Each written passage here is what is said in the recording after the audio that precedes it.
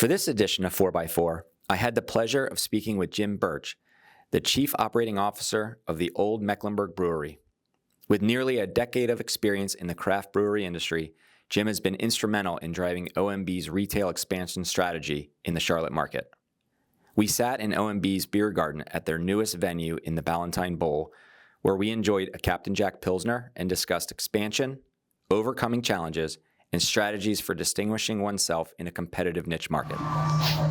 We're here at your newest venue at the Bowl at Ballantyne. You might even be able to hear some of the construction of some other things being built around you. What prompted you to expand your locations to this area, but also just the concepts beyond your flagship brewery? The decision to open the OMB Ballantyne location that we're at here was something that our owner came up with years ago as he was seeing how Charlotte was developing as a city and kind of a vision as far as making sure that we're relevant in each one of the neighborhoods.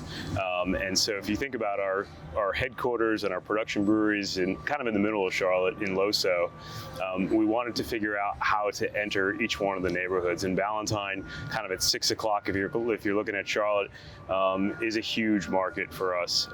And then Mount Holly and the Cornelius neighborhood is going to be our third and our fourth location, respectively. So this is the first that's not connected with our production brewery. We're really excited about it. Let me ask you as a follow-up to that, the other locations, do you have some dates approximate?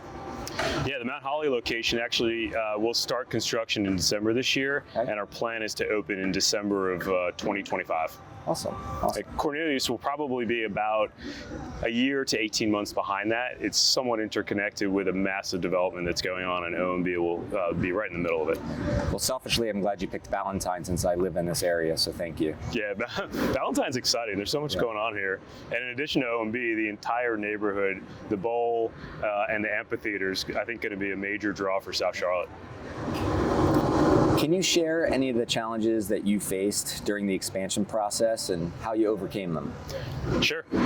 It's been really over a 3-year plan from the moment that we signed till opening about 2 weeks ago. And I'd say that normal construction challenges we encountered along the way.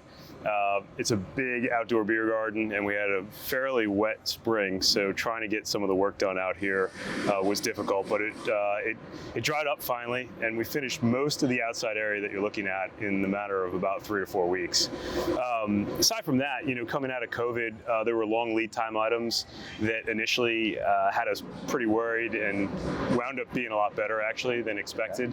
And then if you go inside and if you look on the outside of the building, there's a lot of custom decorative metalwork and woodwork and things like that. And so these tables, for instance, came in from Germany. All the beer garden furniture is from Germany. So long lead times and coordination that we had to deal with throughout the project. I know the craft beer industry has taken off in an extremely competitive space.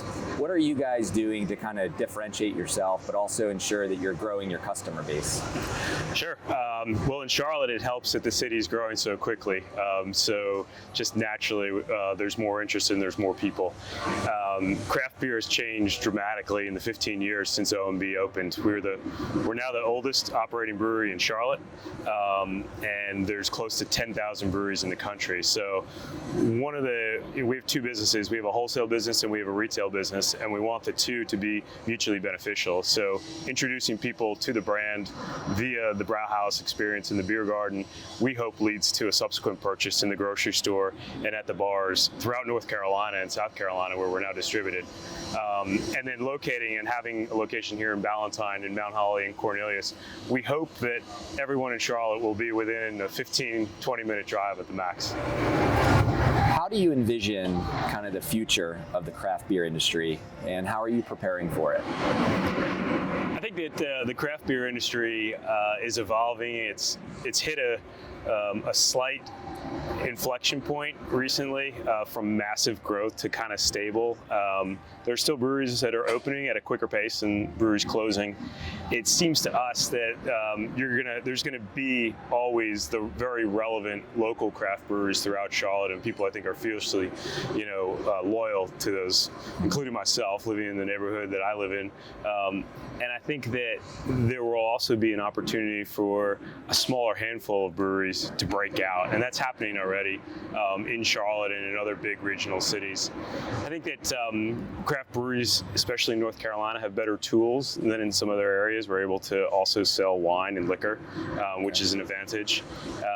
But at the same time, there's also limitations because craft beer still only accounts for a very small fraction of the total beer consumption, with the vast majority still being international companies, beer brewed outside of North Carolina. So one of the most important things that we say with all of the craft breweries in North Carolina is when you buy beer here, you're actually buying local, you're contributing to the people that we pay to make our beer, to the distributors that distribute the beer, and sort of it keeps the money in the state and in the local economy.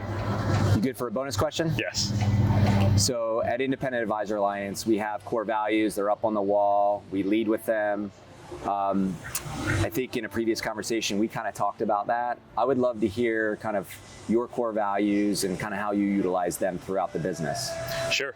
Yeah, we actually have 6 core values as well. It's a huge part of what we do, and our management team talks about it really on a weekly basis and then quarterly too when we get together for our offsites.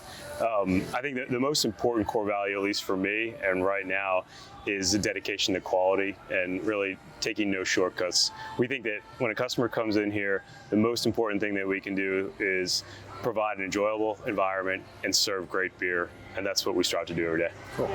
Cheers. Cheers. Thank you very much. Cheers.